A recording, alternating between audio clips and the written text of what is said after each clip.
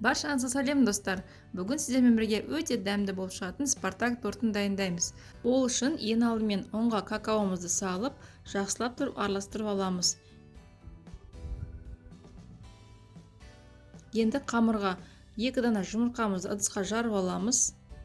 Үстіне маргаринді, қантты, балды салып, водяной баняға қоямыз. Водяной баняға қойғанда мұнда біз массамызды қатты ысытып жібермеуіміз керек. Ең бастысы маргарин мен қантымыз ерісе болды. Яғни құрамында жұмыртқа болғаннан кейін массамыз пісіп кетуі мүмкін. Мінекей дәл осындай болу керек. Енді осы уақытта соданы салып, жақсылап тағы да араластырып аламыз. Араластырып болғаннан кейін үстіне иіліктен ұн мен какаоны өткіземіз. Иіліктен өткізген себебіміз какаоның түйіршіктері болуы мүмкін. Сондықтан иіліктен өткізуіміз қажет. Енді осыны венчиктің көмегімен жақсылап тұрып араластырып аламыз.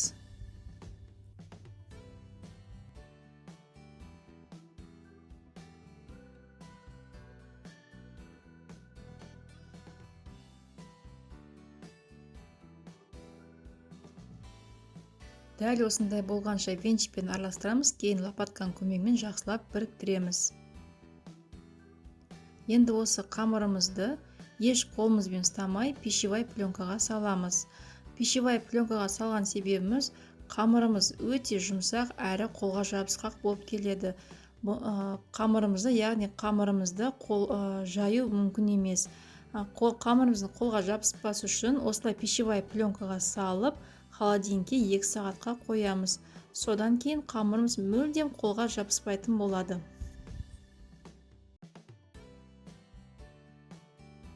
Мінекей менде 2 сағат өтті. Қамырымыз қараңыздар, қалай қатып қалды, әрі қолға мүлдем жабыспайды. Енді осы қамырымызды өлшейміз. Егерде сіздерде весы болмаса, қамырды көз мөлшерімен бірдей тең бөлікке бөліп шығасыздар. Дәл осы рецепт бойынша мен қамырымды 9 бөлікке бөлдім. Мен мұнда қамырдың 8 бөлігін қолданып, 1 бөлігін крошкаға жұмсадым. Қамырымызды бөліп болғаннан кейін дәл осылай қамырларымызды дөңгелек етіп біріктіреміз. Дәл осылай біріктіріп болғаннан кейін қамырымызды жаямыз. Мен бірден қамырды пищевой пленканың үстіне жаямын. Үстіне пищевой пленканы қойып, оқтаудың көмегімен жайып шығамын. Пищевой пленканы төсегенде біздің оқтауымызға қамыр мүлдем жабыспайтын болады. Әрі өте ыңғайлы.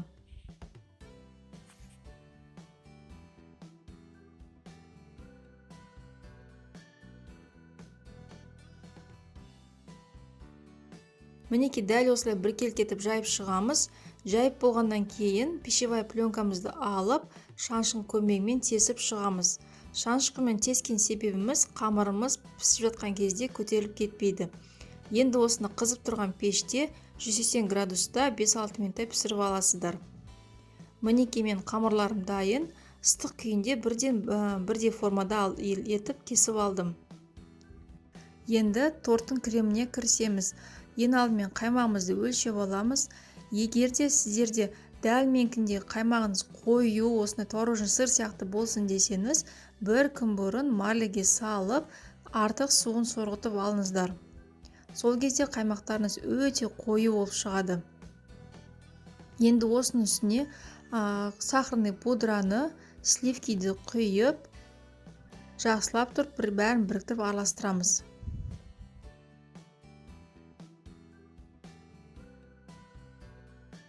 Егерде сіздер қаймақты дәл мен сияқты 1 күн бұрын артық суын сорғытып алсаңыздар, сіздерде де дәл осындай өте қою әрі дәмді крем болып шығады. Мінекей креміміз дайын. Енді тортымызды жинаймыз.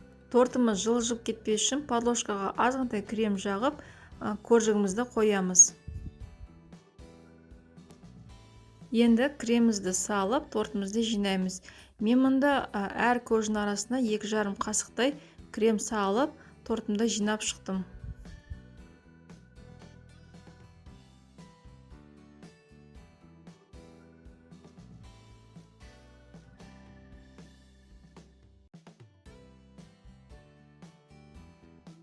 Және де достар, осы видеом ұнап жатса лайк басуды және жаңа видеоны өткізе алмау үшін қоңыраушаны басып қойды ұмытпаңыздар. Алда мен сіздермен жай ғана суда илеп өте жұмсақ болып шығатын 10 түрлі самсан рецептісімен бөлісетін боламын.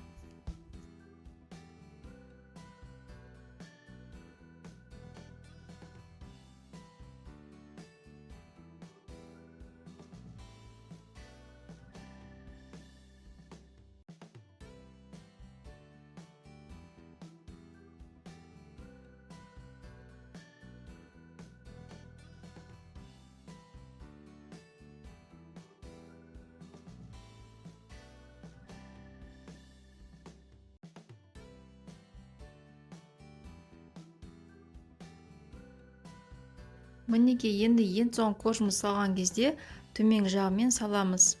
Сол кезде тортымыздың беті бір тегістей түзу болып шығады.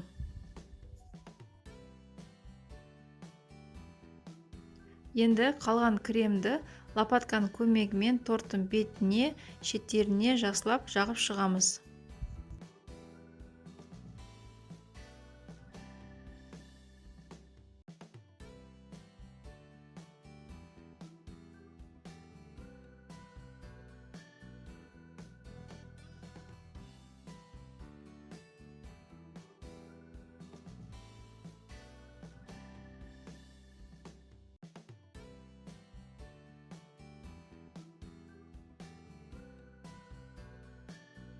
Торттың барлық беті түзу, үстіңгі қабаты түзу болу үшін мен шеттеріне осылай крем жағып шығамын. Сол кезде торттың беті түзу, әдемі болып шығады.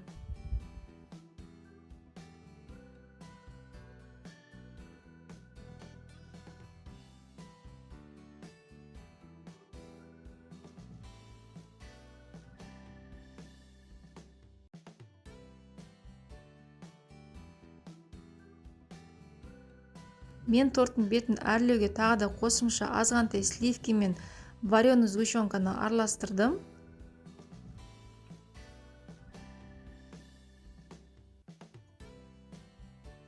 Араласып болғаннан кейін дәл осылай торттың бетіне жағып шықтым. Бұлай жағу сіздердің өз еріктеріңізде, жақсаңыздар да болады, жақпасаңыздар да болады.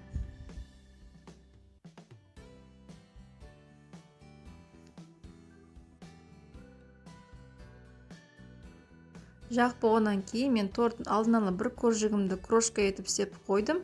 Осыны торттың шеттеріне жабыстырып шығамыз.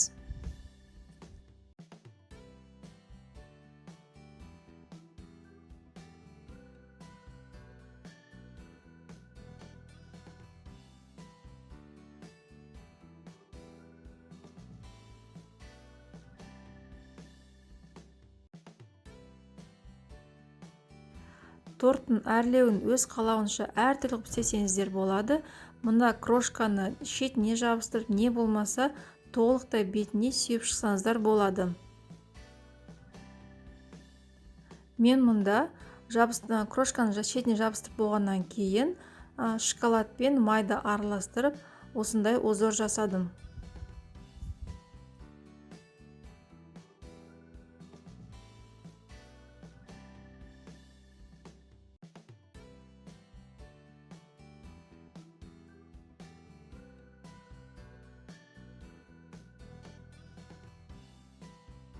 Шоколадтан узорларды құйып болғаннан кейін зубочистканың көмегімен дәл осылай сызып шығамыз.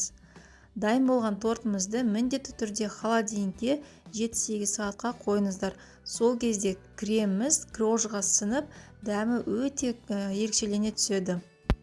Достар, егер де сіздер дәл осы рецептпен істесеңіздер, 100% кепіл беремін, сіздерде өте жұмсақ дәмді болып шығады. Мінекей тортымыз дайын. Ендеше астарыңыз дәмді болсын. Келесі кездескенше.